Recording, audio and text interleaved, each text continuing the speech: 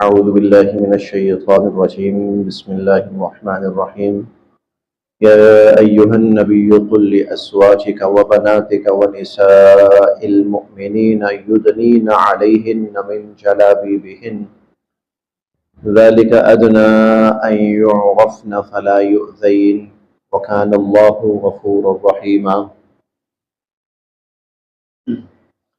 یا ایہا النبی، اے نبی کریم صلی اللہ علیہ وسلم، قل، آپ فرمائیے،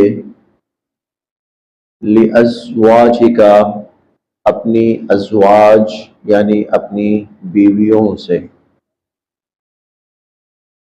وبناتک، اور اپنی بیٹیوں سے، ونساء المؤمنین، اور مومنوں کی عورتوں سے، ایمان والوں کی عورتوں سے آپ کہیے، یدنینا، وہ لٹکا لیا کریں، علیہن، اپنے اوپر، من جلابیبہن، جلابیب جلباب کی جمع ہے، جلباب کہتے ہیں بڑی چادر، من جلابیبہن، اپنی چادروں کا کچھ حصہ، من تبعیضیہ ہے، بعض کچھ، یدنین علیہن من جلابیبہن، اپنے اوپر اپنی چادروں کا کچھ حصہ لٹکا لیا کریں، ذالک ادنا، یہ کم از کم اس لیے، ان یعرفنا، کہ وہ پہچان لی جائیں، فلا یؤذین، اور انہیں ایذا اور تکلیف نہ پہنچائی جائے، ذالک ادنا، کم از کم اس کا فائدہ یہ ہے، ان یعرفنا، کہ وہ پہچان لی جائیں، فلا یؤذین، اور انہیں کوئی ایذا اور تکلیف نہ پہنچائی جائے، وکانا، اور ہیں اللہ غفور الرحیم، بخشنے والے اور رحم فرمانے والے۔ یہاں اس آیت میں، بلکہ ان آیات میں آگے بھی آ رہی ہیں، مسلمان خواتین کو اب باقاعدہ پردے کا حکم دیا جا رہا ہے، اور اس کے لیے بھی طریقہ وہی ہے کہ نبی کریم صلی اللہ علیہ وسلم کے گھر سے اس خیر کا اور اس نیکی اور اس بھلائی کا آغاز کیا جا رہا ہے، کہ سب سے پہلے آپ اپنی ازواج مطہرات سے کہیے، اپنی بیٹیوں سے کہیے، اور اسی طرح آپ پھر اس کے بعد جو مسلمان خواتین ہیں ان سے بھی کہیے، یدنین علیہن من جلابیبہن، جلابیب جلباب کی جمع ہے۔ اب جو موجودہ دور ہے نا، اب موجودہ دور کے اندر تو طرح طرح کے، پہلے برقع ہوتا تھا، اب عبایا آ گیا ہے، سلا سلایا ایسے ہی پہنا، اوپر سکارف لے لیا۔ ہم جب کچھ عرصہ پیچھے جاتے ہیں، بلکہ اب بھی بہت سے علاقوں میں، اب بھی، میں پاکستان کی بھی بات کر رہا ہوں، بہت سے علاقوں میں اب بھی خواتین کے پاس ایک بڑی چادر ہوتی ہے، مخصوص چادر ہوتی ہے، اور وہ اتنی بڑی ہوتی ہے کہ اس میں خواتین کا پورا وجود ڈھک جاتا ہے، بالکل۔ اچھا، یہ چادر اس وقت بھی خواتین کے پاس ہوتی تھی، لیکن انہوں نے اس طرح پہنی ہوتی تھی کہ اس سے ان کا سر اور بازو اور یہ تو ڈھکے ہوتے تھے، لیکن چہرہ بہرحال کھلا اور نمایاں ہوتا تھا۔ اس آیت میں اللہ تعالیٰ نے حکم یہ دیا ہے کہ اب مسلمان عورت جو ہے اسے چاہیے کہ وہ جو چہرہ ہے اس کو بھی ڈھانپ کر جب باہر نکلے، ہم نے کل پڑھا تھا، اگر کوئی اجنبی گھر میں آئے، مرد نہیں ہے، عورت ہے اندر گھر میں، اور باہر اجنبی آیا ہے، تو عورت کو اس کے سامنے آنے کی اجازت نہیں ہے، بلکہ فَاسْأَلُوهُنَّ مِنْ وَرَاءِ حِجَابٍ، پردے کے پیچھے سے جو بھی چیز مانگنی ہے یا جو بھی بات پوچھنی ہے وہ کی جائے۔ اب جب عورت باہر نکلے تو اسی حجاب اور اسی پردے کا اہتمام کریں، اسی حجاب کا اور اسی پردے کا اہتمام کریں۔ یہاں پر آج اس کا آج کی آیت میں جو ہے اس کا حکم بیان ہو رہا ہے۔ اس کے اللہ تعالیٰ نے دو مقاصد بیان کیے، دو مقاصد، ایک ہے ان یعرفنا اور دوسرا ہے فلا یؤذین۔ ان یعرفنا پہچان، تعارف، تعارف پہچان، یؤذین اور فلا یؤذین حفاظت، پہچان لی جائیں کہ یہ مسلمان عورت ہے، لہذا پردہ جو ہے وہ مسلمان عورت کی پہچان اور اس کا تعارف ہے۔ فلا یؤذین، وہ ہر قسم کی ایذا سے محفوظ ہو جائیں، یہ حفاظت ہے۔ گویا پردے کے دو مقاصد اللہ تعالیٰ نے یہاں بیان فرمائے، ایک تعارف، پہچان کہ یہ مسلمان عورت ہے، اور دوسرا تحفظ اور حفاظت، اس کی برکت سے اللہ رب العزت ان کا تحفظ فرمائیں گے اور ان کو حفاظت عطا فرمائیں گے۔ یہ جب شروع کا وقت ہے، ابھی اسلامی تعلیمات نازل ہو رہی ہیں، مدنی دور ہے، مسلمان خواتین کچھ ضروریات کے تحت باہر نکلتی تھی، گھروں میں واش روم نہیں ہوتے تھے، خواتین کو قضاء حاجت کے لیے گھروں سے نکل کر باہر کھیتوں میں دور دراز جانا پڑتا تھا۔ ایسے میں باہر لوگ ہوتے تھے، ہر طرح کے لوگ ہوتے تھے، ایمان والے تو چلے مسلمان ہیں، یہودی بھی تھے، منافقین بھی تھے، مشرکین بھی ہوتے تھے، ہر طرح کے لوگ۔ کئی مسلمان ایسے تھے ان کو یہ بات بڑی بری لگتی تھی کہ ہر کس و ناکس جو ہے وہ مسلمان خواتین کو دیکھتا ہے۔ بلکہ ان آیات کے شان نزول میں مفسرین نے لکھا ہے کہ کچھ ایسے بدبخت بھی ہوتے تھے، مسلمان نہیں، ان میں زیادہ تر یہود ہوتے تھے، لڑکے، وہ مسلمان خواتین کی طرف اشارے بازیاں کرتے تھے، اور بعد میں جب ان کو ڈانٹا جاتا تھا، پوچھا تھا، وہ کہتے تھے جی ہمیں کیا پتا مسلمان عورت تھی، ہمیں پتا ہوتا تو ہم کیوں کوئی بات کرتے ان کے بارے میں، ہم تو یہ سمجھا کہ ہمارے اپنے ہی گھرانوں کی، تو ہم تو ان کے بارے میں بات کر رہے تھے۔ لہٰذا ایک الگ پہچان اور شناخت ہونی چاہیے کہ یہ مسلمان عورت ہے، تاکہ کوئی انگلی نہ اٹھا سکے۔ تو اللہ رب العزت نے پھر ان آیات میں اس کا حکم فرمایا۔ تو اس کا ایک مقصد پہچان ہے، شناخت ہے، تعارف ہے کہ یہ مسلمان عورت ہے، اور دوسرا جو ہے وہ تحفظ ہے، فلا یؤذین، اور اس کی برکت سے ان کو ایذا اور تکالیف سے وہ محفوظ رہیں۔ یا ایھا النبی، اے نبی کریم صلی اللہ علیہ وسلم، قل، آج بھی اگر عورت پردے کو، حجاب کو اس طرح حجاب کرے کہ جس طرح حجاب کا مقصد ہے، آج بھی آپ یقین جانیں کوئی ان کو نقصان نہیں پہنچائے گا۔ آج حجاب بڑی حد تک ایک فیشن کے طور پر لیا جاتا ہے تاکہ ہم اور نمایاں ہو سکیں، حالانکہ اس کا مقصد کیا تھا؟ حفاظت اور اخفاء، تحفظ، پوشیدگی، مقصد یہ تھا۔ لیکن اب جو ہے اس کا مقصد کیا ہے؟ اور نمایاں، جیسا کہ ہم نے ابھی چند دن پہلے پڑھا، وَلَا تَبَرَّجْنَ تَبَرُّجَ الْجَاهِلِيَّةِ الْأُولَى، وہ جو پرانے زمانے کی جاہلیت کی عورتیں جو تھیں، جاہلیت کے زمانے کی عورتیں، وہ اپنے آپ کو اس طرح بنا سنوار کے باہر نکلتی تھیں کہ وہ خوب نمایاں ہوں، اور نمایاں پن کی وجہ سے لوگ ان کی طرف متوجہ ہوں۔ تو اگر ایسا پردہ ہو، ایسا حجاب ہو، تو وہ تو اور زیادہ، اس کے بارے میں تو حضور کا فرمان ہے نا، معراج کی رات میں نے دو طرح کے لوگ ایسے ہیں کہ ان کو نہیں دیکھا کہ ان کو کیا سزا دی جائے گی۔ صنفانی لم ارہما، دو قسمیں ایسی تھی جن کو بھی میں نے نہیں دیکھا۔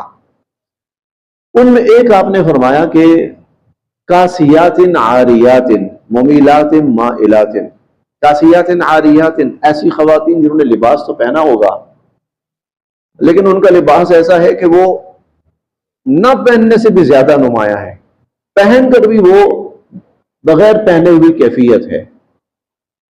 کاسیاتن پہنی ہوئی ہیں لیکن عاریاتن بے لباس ہیں۔ یہ وہی ہے کہ ایسا لباس کہ جو اور نمایاں کرے عورت کی ساخت کو، اس کے وجود کو، اس کے اعضاء کو اور نمایاں کرے۔ تو حضور علیہ الصلوۃ والسلام نے فرمایا کہ لم يدخلن الجنہ، یہ بڑے سخت الفاظ ہیں، یہ عورتیں جنت میں داخل نہیں ہوں گی۔ ولم یجدن ریحھا، بلکہ یہ تو جنت کی خوشبو بھی نہیں سونگھ پائیں گی۔ وَإِنَّ رِيحَهَا لَتُوجَدُ مِن مُّسَافَةِ كَذَا وَكَذَا، حالانکہ جو اس کی جنت کی خوشبو ہے وہ تو پتہ نہیں کتنی دور کی مسافت سے آ جاتی ہے۔ ہاں واقعتاً اگر اس طرح کے جس طرح جو مقصد ہے لباس کا، حجاب کا، اس اعتبار سے حجاب کیا جائے تو میں کم سے کم پاکستانی جو موجودہ معاشرہ ہے اس حوالے سے تو یہ کہہ سکتا ہوں 90% وہ جرائم جن کا تعلق خواتین سے ہے وہ ختم ہو سکتے ہیں، 90% وہ جرائم۔ لیکن اس کے لیے پھر عورت کو سوشل میڈیا سے بڑی حد تک پیچھے ہٹنا پڑے گا، عورت کو 90% سوشل میڈیا چھوڑنا پڑے گا۔ اس وقت سوشل میڈیا پر جو عورت آ رہی ہے 10% اچھی عورت ہے، باپردہ ہے، نیک مقصد سے آ رہی ہے 10%، لیکن 90% کا مقصد جو ہے وہ بے غیرتی ہے، بے حیائی ہے، فحاشی پھیلانا ہے۔ اس 90% کو سوشل میڈیا سے پیچھے ہٹنا پڑے گا۔ پھر 90% پیچھے ہٹ جائے اور اس کے علاوہ معاشرے کے اندر جس طرح حجاب کا حکم ہے اس طرح حجاب کرے تو انشاءاللہ عورتوں کے وہ مسائل جن کا تعلق ان کی ذات اور ان کی حفاظت سے ہے 90% عورت محفوظ ہو جائے گی انشاءاللہ العزیز۔ ہمارا آبائی علاقہ ہے اٹک ہے، آبائی علاقہ ہمارا اٹک ہے۔ اللہ کا شکر ہے وہاں پر کافی حد تک اب کہیں جب بہت زیادہ سوشل میڈیا پھیل رہا ہے نا، تھوڑے سے اس کے اثرات تھوڑے سے آ رہے ہیں۔ آج سے 5-6 سال پہلے تک میں جب جاتا تھا نا وہاں تو دیہاتوں میں، گلیوں میں، بازاروں میں اور بڑے بڑے بازاروں میں نے اس چیز کو بڑا بغور دیکھا، کوئی عورت بے پردہ نہیں ہوتی تھی، ایک عورت بھی نہیں، جوان ہے، بوڑھی ہے، ہاں بہت بوڑھی عورت بیچاری نا جو لاٹھی ٹیک کے چلنے والی ہوتی تھی نا، وہ عورت ہو تو ہو۔ گاڑیوں میں سفر کرتا تھا، میں نے جو اس علاقے کی میں بات کر رہا ہوں تو بہت اچھا، ان کے بعد ایک چادر ہوتی ہے بڑی عموماً خواتین کے پاس، اب آہستہ آہستہ وہ چادر کم ہو رہی ہے کیونکہ اب نئے ٹرینڈ آ رہے ہیں اور سب کچھ۔ وہ جو چادر ہوتی تھی نا وہ مخصوص چادر ہوتی تھی، گرین کلر کی چادر ہوتی تھی اور اس کے اوپر سرخ سرخ ڈاٹ بنے ہوئے ہوتے تھے، موٹی چادر ہوتی تھی، اس کو وہاں کی اصطلاح میں کہتے تھے چھیل، نام ہے اس علاقے میں چھیل۔ وہ جو چادر ہوتی تھی نا، یہی جو جلباب ہے نا، یہ بالکل وہی چادر ہوتی تھی۔ اچھا، اس میں جب عورت اپنے آپ کو ڈھانپ کے جاتی تھی نا تو پتہ نہیں چلتا تھا کہ جانے والی 18 سال کی ہے، 28 سال کی ہے، 38 سال کی یا 78 سال کی ہے، الا یہ کہ بڑھاپے کی وجہ سے چل نہ پا رہی ہو عورت، جسم جھک گیا ہو تو الگ بات ہے، اس پہ کچھ نہ کچھ اندازہ ہو جاتا ہے، ورنہ نارمل چلتے ہوئے۔ نتیجہ یہ تھا کہ اس معاشرے کے اندر میں نے نہیں سنا کہ کسی خاتون کی عزت پر کسی بھی اعتبار سے حملہ کیا گیا۔ اب میں اپنا واقعہ سناتا ہوں۔ ہم لاہور کے ہیں تو لاہور کا مزاج، ہم اس مزاج کے عادی ہیں، تو شادی تھی، ہم گئے ہوئے شادی پر، شادی والے گھر۔ اب گرمی تھی بہت زیادہ، دوپہر کا وقت تھا، بارات دوپہر کی تھی، شدید گرمی تھی، اندر حبس، اندر نا شدید حبس۔ تو ہم 4-5 لڑکے، لیکن یہ کافی پرانی بات ہے، کم سے کم کوئی میرا خیال ہے کوئی 20-22-25 سال پرانی بات۔ تو ہم نا 4-5 ایک عمر کے کزن جو ہے نا، ہم باہر نکل آئے، باہر چلتے ہیں، اندر بہت حبس ہے، گلی میں کھڑے ہوئے ہم، تو تھوڑی دیر کے بعد نا ایک علاقے کے ایک آدمی وہ کہنے لگے یہ میرا گھر ہے تو آ جاؤ نا اندر بیٹھتے ہیں۔ ہم نے کہا نہیں نہیں کوئی نہیں، خیر ہے ہم ٹھیک ہے، نہیں نہیں آ جاؤ بیٹھتے ہیں۔ تو ہم نے کہا نہیں نہیں کوئی بات نہیں، ہم تو خود باہر نکلے ہیں نا، اندر گرمی تھی۔ کہنے لگا میں اس لیے کہہ رہا ہوں اب مہمان آئے ہیں کہ گلیوں میں نہیں کھڑے ہوتے کیونکہ خواتین نے گزرنا ہوتا ہے، شادی والے گھر ہیں نا تو خواتین آ رہی ہیں جا رہی، اچھا نہیں لگتا گلی میں کھڑے ہوتے۔ یہ میرے ساتھ خود بیتا ہوا واقعہ ہے۔ ان یعرفنا فلا یؤذین، یہ میں نے اپنی آنکھوں سے دیکھا ہے، اس کا میں عینی شاہد ہوں۔ اور آج بھی اگر وہ خاتون جو ہے ہمارے معاشرے کی، وہ اپنے آپ کو اس طرح اللہ کے حکم کے مطابق محفوظ کر لے تو پھر کوئی نہ اس کی طرف انگلی اٹھائے گا اور نہ کوئی اس کی عزت پہ حملہ کرے گا۔ یا ایھا النبی، اب صرف ترجمہ کریں گے۔ یا ایھا النبی، اے نبی کریم صلی اللہ علیہ وسلم، قل فرمائیے، لازواجک اپنی بیویوں سے، وبناتک اور اپنی بیٹیوں سے، ونساء المؤمنین اور مومنوں کی عورتوں سے کہیے، یدنین، اب یہ جو نساء المؤمنین ہے نا، یہ اس میں قیامت تک کی عورتیں آ گئی۔ ازواج اور بنات مخصوص ہیں، حضور کی بیویاں اور حضور کی بیٹیاں، لیکن نساء المؤمنین قیامت تک کی عورتیں اس میں آ گئی۔ یدنین علیہن من جلابیبہن، کہ وہ جو اپنی بڑی چادریں ہیں ان کا کچھ حصہ اپنے چہروں پر بھی لٹکا لیا کریں۔ ذالک ادنی ان یعرفن فلا یؤذین، تاکہ وہ پہچان بھی لی جائیں اور ان کو کوئی تکلیف اور ایذا بھی نہ پہنچائی جائے۔ وکان اللہ غفور الرحیم، اور اللہ تعالیٰ بخشنے والے رحم فرمانے والے ہیں۔ لئن، اگر، لم ینتہ، نہ باز آئے، اگر باز نہ آئے، المنافقون، منافق، اگر منافق باز نہ آئے، والذین، اور وہ لوگ، فی قلوبہم، جن کے دلوں میں، مرض، مرض ہے، وہ باز نہ آئے، والمرجفون، اور افواہیں پھیلانے والے، فی المدینتی، شہر مدینہ میں، اور مدینہ میں افواہیں پھیلانے والے اگر یہ باز نہ آئے۔ اچھا، یہ افواہیں پھیلانے والے ایک طبقہ ایسا تھا، منافقین بھی، یہود بھی، اگر مسلمان کہیں بھی جہاد پہ جاتے تو وہ الٹی سیدھی افواہیں پھیلانا شروع کر دیتے۔ اوہو مسلمانوں کو شکست ہو گئی ہے، بڑا نقصان ہو گیا، مسلمان شہید ہو گئے، تاکہ جو مدینہ کے اندر جو لوگ ہیں ان کے مورال ڈاؤن ہو اور ایک خوف پھیلے وہاں پر اور بد امنی پیدا ہو، وہ ایسا کرتے تھے۔ تو اللہ تعالیٰ فرماتے ہیں اگر یہ باز نہ آئے، منافق اور وہ لوگ جن کے دلوں میں مرض ہے اور شہر و مدینہ میں افواہیں پھیلانے والے اگر باز نہ آئے، لنغرینک، ہم پیچھے لگا دیں گے آپ کو، بہم، ان کے، ہم آپ کو ان کے پیچھے لگا دیں گے، ثم، پھر، لا یجاورونک، وہ آپ کے پڑوس میں رہ نہیں پائیں گے، فیہا، اس مدینہ میں، الا قلیلا، مگر بہت کم، پھر وہ یہاں رہ نہیں پائیں گے، پھر وہ زیادہ عرصہ یہاں رہ نہیں پائیں گے۔ لہذا ان کی خیر اسی میں ہے کہ وہ انسان بن جائے، نہ تو مسلمان خواتین کو تنگ کریں، نہ انگلی اٹھائیں، نہ ان کے خلاف بات کریں، اور نہ ہی مدینہ کے اندر بد امنی پیدا کریں، افواہیں پھیلائیں۔ ملعونین، یہ دھتکار دیے جائیں گے، اینما، جہاں کہیں، ثقفوا، پائے گئے، اخذوا، پکڑ لیے جائیں گے، وقتلوا تقتیلا، اور بری طرح مار ڈالے جائیں گے، اور بری طرح مار ڈالے جائیں گے۔ سنت اللہ، یہی اللہ کا طریقہ رہا ہے، فی الذین، ان لوگوں میں، خلو من قبل، جو اس سے پہلے گزر چکے، یہی اللہ کا طریقہ ان لوگوں میں بھی رہا ہے جو اس سے پہلے گزر چکے۔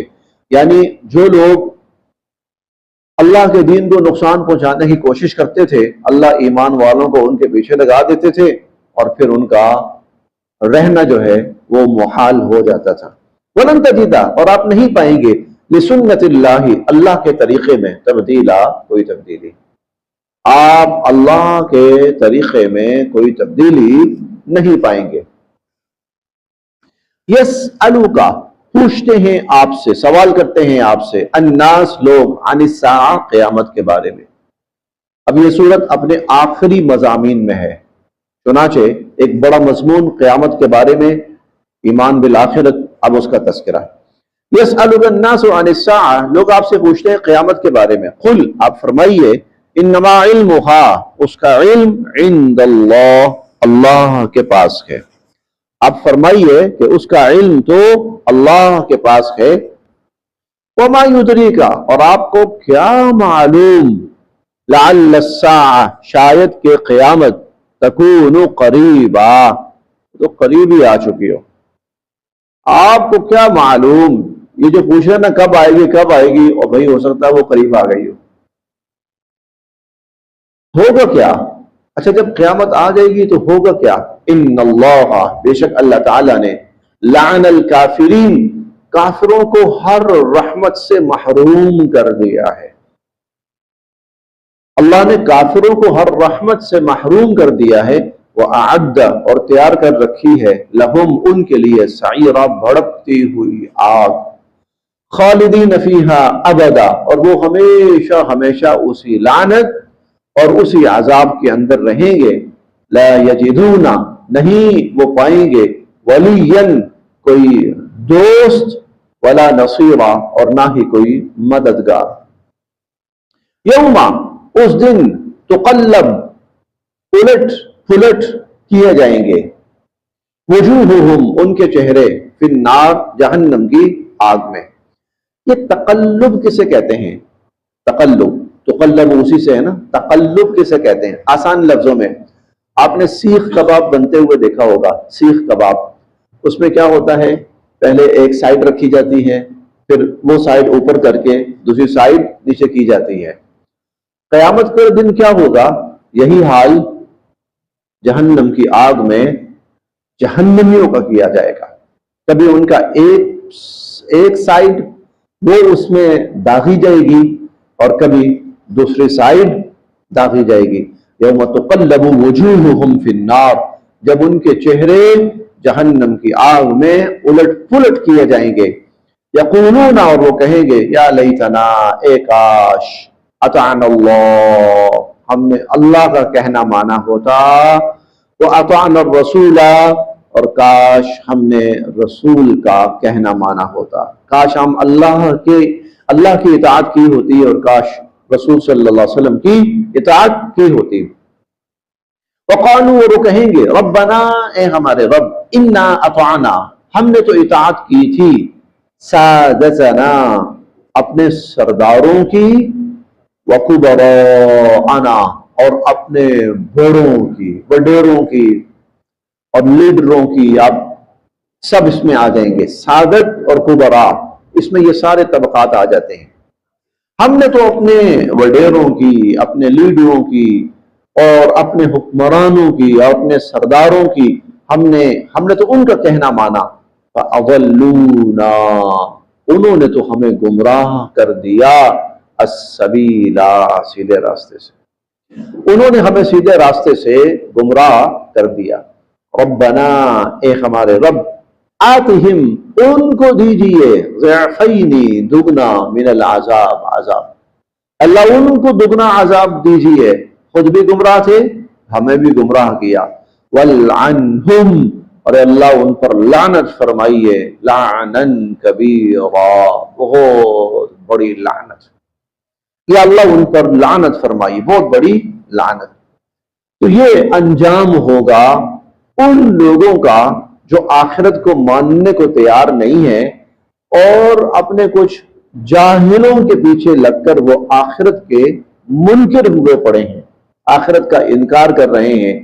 آخرت میں پھر ان کے ساتھ یہ ہونا ہے، یا ایھا الذین آمنوا، اے ایمان والو، لا تکونوا، نہ ہو جانا، کالذین، ان لوگوں کی طرح، آذوا موسیٰ، جنہوں نے موسیٰ علیہ السلام کو ایذائیں پہنچائیں، موسیٰ علیہ السلام کو جنہوں نے تکالیف دی۔ بہت سارے واقعات ہیں، بلکہ موسیٰ علیہ السلام کی پوری زندگی لے لیجئے۔ موسیٰ علیہ السلام وہ نبی ہیں جنہوں نے بالآخر یہ کہا تھا، بالآخر، لا املک الا نفسی و اخی، اے اللہ میں صرف اپنا اور اپنے بھائی کا ذمہ لیتا ہوں، اپنی قوم کا میں کوئی ذمہ نہیں لیتا۔ فافرق بیننا و بین القوم الفاسقین، اللہ مجھے ان سے الگ کر دے۔ اتنا تنگ کیا موسیٰ علیہ السلام کو، اتنا تنگ کیا کہ حالانکہ ان کے سب سے بڑے محسن حضرت موسیٰ علیہ السلام تھے، کہ جنہوں نے ان کو بدترین اذیت والی زندگی سے نجات دلائی اللہ کے حکم سے، اللہ کی مدد سے، اور ان کو ایک بڑی عزت والی زندگی ملی، اقتدار، عزت، سب کچھ ملا ان کو۔ لیکن جس نے، جو سب سے بڑا محسن تھا، جس نے یہ سب دلایا، اس کو قدم قدم تنگ کیا، قدم قدم اس کو تنگ کیا۔ دوسرے نبی ہارون علیہ السلام تھے نا، ان کے بارے میں تو ہم بار بار پڑھ کے آئے ہیں کہ اے بھائی میں تو ڈر گیا تھا، انی خشیت، میں تو ڈر گیا تھا، ان یقتلون، یہ تو مجھے مارنے والے تھے، یہ تو مجھے قتل کرنے والے تھے، اے موسیٰ یہ تو مجھے قتل کرنے والے تھے۔ اور یہ کوئی بہت دور کی بات نہیں تھی، ابھی ان کو آزادی ملے چند ماہ ہوئے تھے، چند ماہ۔ موسیٰ علیہ السلام کو طور پہ گئے، ہارون علیہ السلام کے ساتھ انہوں نے بڑا ہی وہ ظالمانہ برتاؤ کرنا شروع کر دیا۔ اللہ تعالیٰ ایمان والوں سے کہہ رہے ہیں خبردار، تمہارا کوئی طرز عمل ایسا نہیں ہونا چاہیے، کوئی طرز عمل ایسا نہیں ہونا چاہیے کہ جو حضور علیہ السلام کے لیے ایذا اور تکلیف والا ہو۔ فبرأہ اللہ، اللہ تعالیٰ نے موسیٰ علیہ السلام کو بعیب ثابت کر دیا، مما، اس سے جو قالو، انہوں نے کہا، جو انہوں نے کہا، اللہ تعالیٰ نے موسیٰ علیہ السلام کو اس سب سے بعیب ثابت کر دیا۔ وکانا، اور موسیٰ علیہ السلام تھے، عند اللہ، اللہ کے ہاں، وجیہا، بڑی عزت و آبرو والے۔ اور موسیٰ علیہ السلام اللہ تعالیٰ کے ہاں بڑی عزت و آبرو والے تھے۔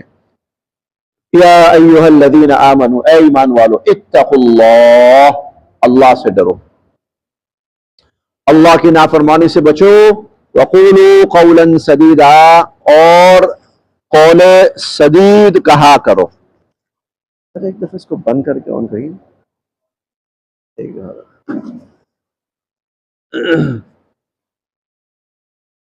وقولوا قولا سدیدا، اور اے ایمان والو قول سدید کہا کرو۔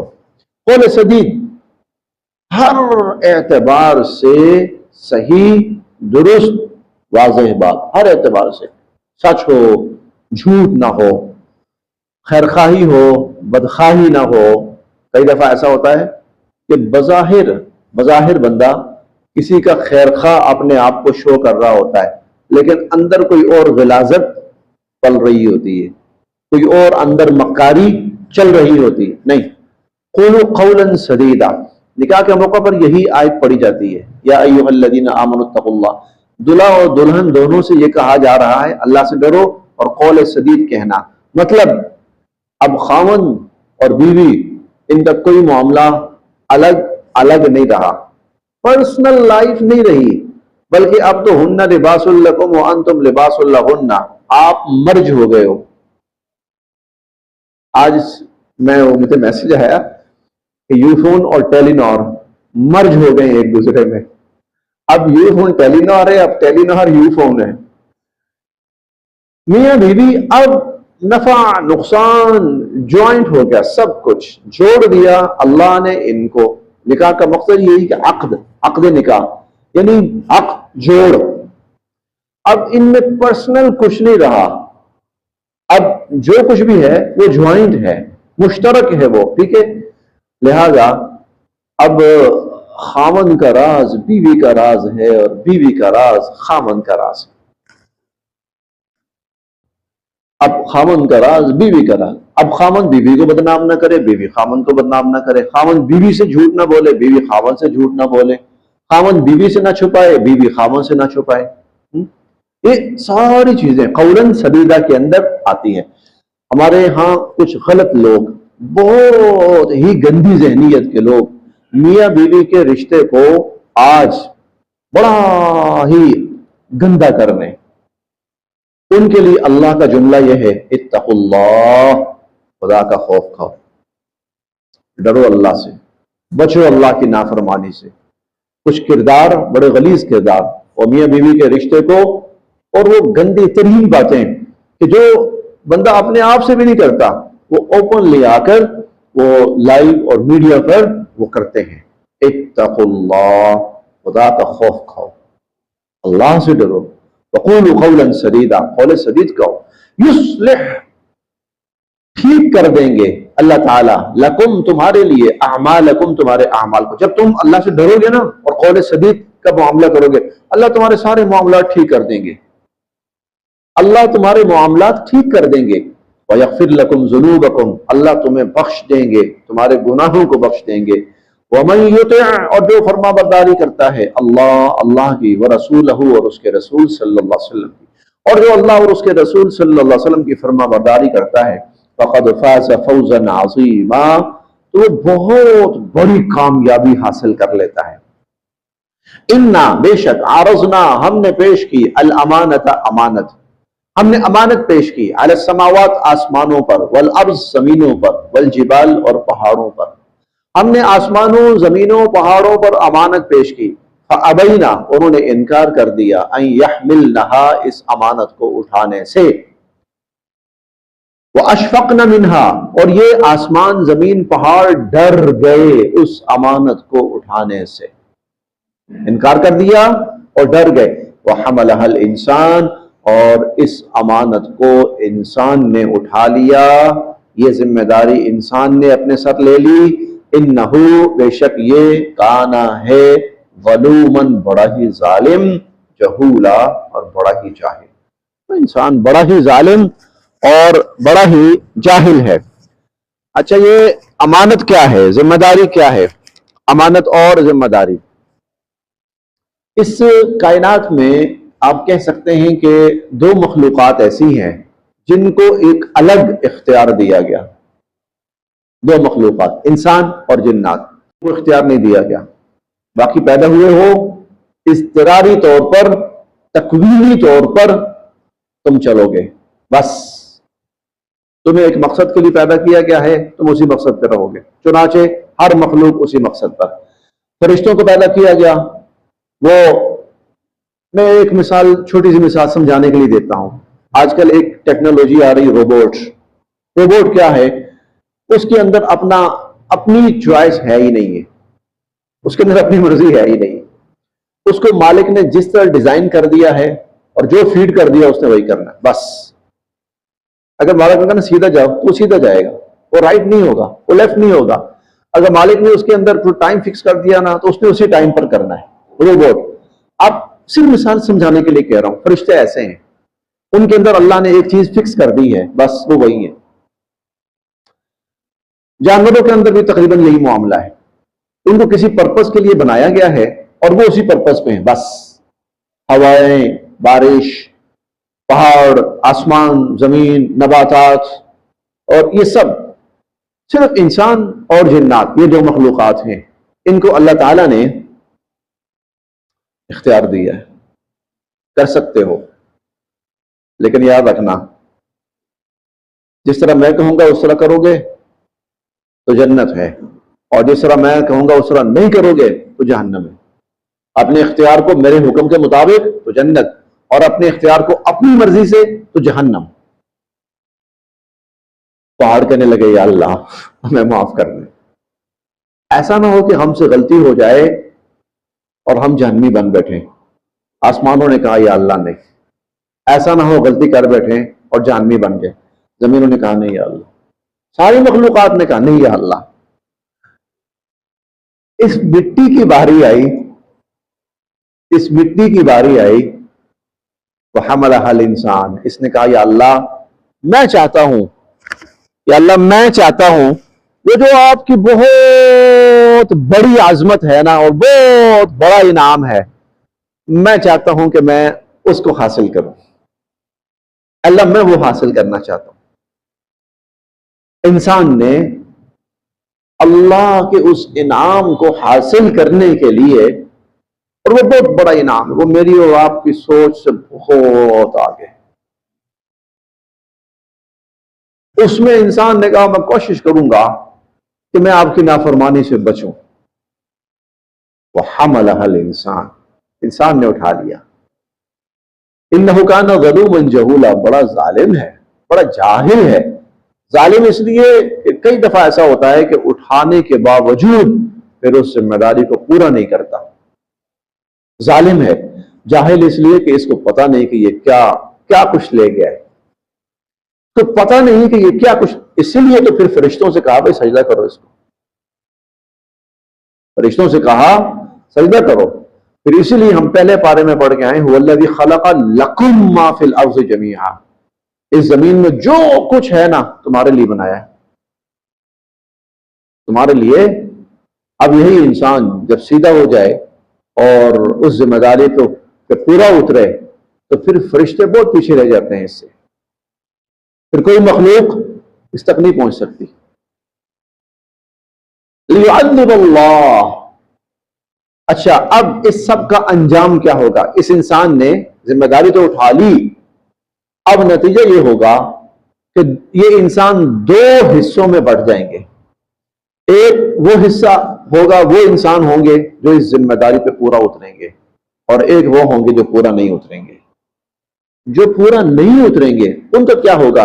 لِيُعَذِّبَ اللَّهُ، عذاب دیں گے اللہ، المنافقین، منافقین کو اور منافق مردوں کو، والمنافقات اور منافق عورتوں کو، والمشرکین اور مشرک مردوں کو، والمشرکات اور مشرک عورتوں کو، ان کو اللہ عذاب دیں گے۔ وَيَتُوبُ اللَّهُ، اور مہربانی فرمائیں گے، عَلَى الْمُؤْمِنِينَ، ایمان والے مردوں پر، والمؤمنات اور ایمان والی عورتوں پر مہربانی فرمائیں گے۔ وَكَانَ، اور ہیں، اللہ اللہ، غفوراً، بخشنے والے، رحیماً، رحم فرمانے والے۔ صدق اللہ۔